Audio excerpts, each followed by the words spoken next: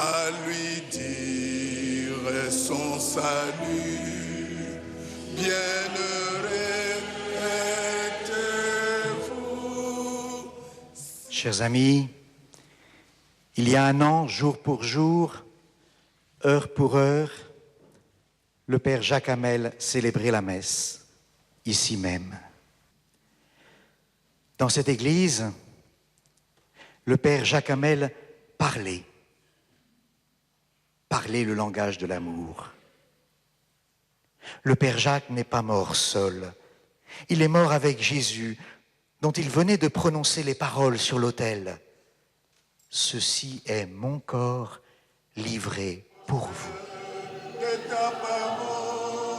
Je sens vraiment aussi un climat de prière, un recueillement et vraiment aussi une quiétude. Je pense que le Père Hamel nous apporte une paix, dépasse un petit peu, voilà. Je sens pas du tout toute la violence qu'ont pu nous montrer les médias, etc. Mais vraiment une présence du Seigneur, je pense, à travers cette paix. On a fait avec le groupe de catéchisme plein de choses, on a reparlé de tout ça. Après, on a été à la cérémonie aujourd'hui, ça fait 1 an et puis voilà. Ça devient quelqu'un, pas d'important, mais qui est mort pour sa foi. Le Père Hamel, donc, ça peut toucher aussi dans la nôtre. Que Dieu Tout-Puissant vous bénisse, le Père, le Fils et le Saint-Esprit.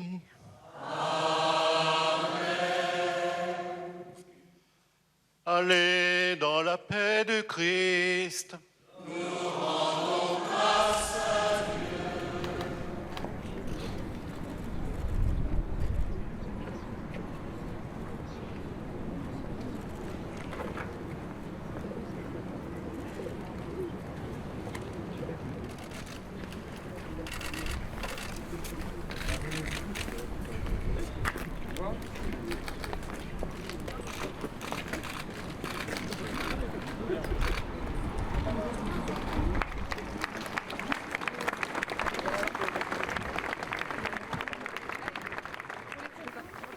Notre société, qui ne sait plus où elle va après la mort, et se croit libre de faire tout ce que chaque individu souhaiterait, y compris abréger sa vie ou l'empêcher de naître.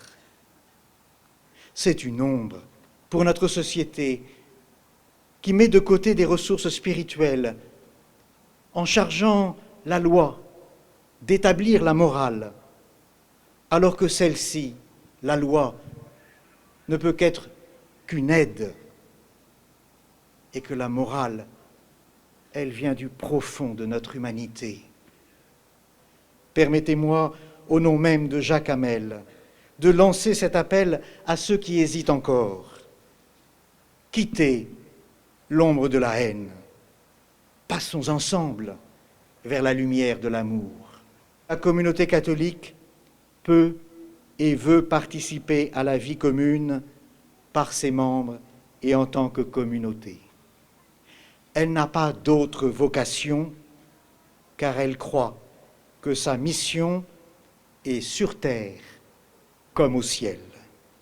Sur terre, pour le ciel, où nous attend le Père Jacques Hamel. En assassinant le Père Hamel au pied de son autel, les 2 terroristes ont certainement cru semer, parmi les catholiques de France, la soif de vengeance et de représailles. Ils ont échoué. Mieux, ils ont rappelé à tous les Français que la République n'est pas le règne du relativisme. Au cœur de nos lois et de nos codes, forgés par l'histoire, il est une part qui ne se négocie pas. Il est une part sur laquelle on ne porte pas la main. Une part, j'ose le mot, sacrée. La République, oui, repose sur l'amour et le respect de l'humanité. Chacun œuvre à cet idéal, avec ses croyances, avec sa philosophie, sa morale. Lorsque c'est la foi qui soutient cet idéal, elle a toute sa place dans la République. Le président de la République, Monseigneur Lebrun, les députés, le maire de Saint-Étienne ont eu un message très simple, plein d'humanité, plein de justesse, de souvenirs, de tristesse aussi parfois, mais en même temps plein d'espérance. Et c'est ça qui m'anime là. C'était émouvant parce que voilà, même si ça reste c'est un catholique, Monsieur le Père Hamel, mais voilà, ça aurait pu être un imam ou un rabbin. Et comment vous dire, c'est émouvant.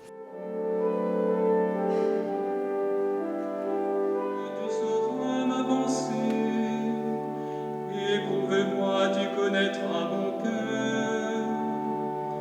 Voici je prends le chemin des idoles et conduis-moi sur le chemin d'éternité.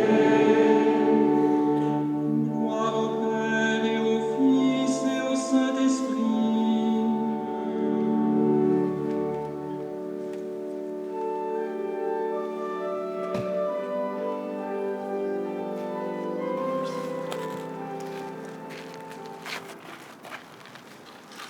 Le Père Jacques Hamel fait et restera un grand semeur de la fraternité dans la terre de l'amour. Moi, ça m'a beaucoup ému quand Monseigneur a embrassé le recteur de la mosquée. Moi, j'ai pleuré parce que Jacques Hamel aurait voulu que ça amène tout le monde vers le Seigneur, que ça n'en reste pas à sa propre personne, mais que ce soit pour que les gens découvrent à travers son martyre, découvrent le Christ qui a donné sa vie, qui est tout amour et qui a donné sa vie pour chacun de nous.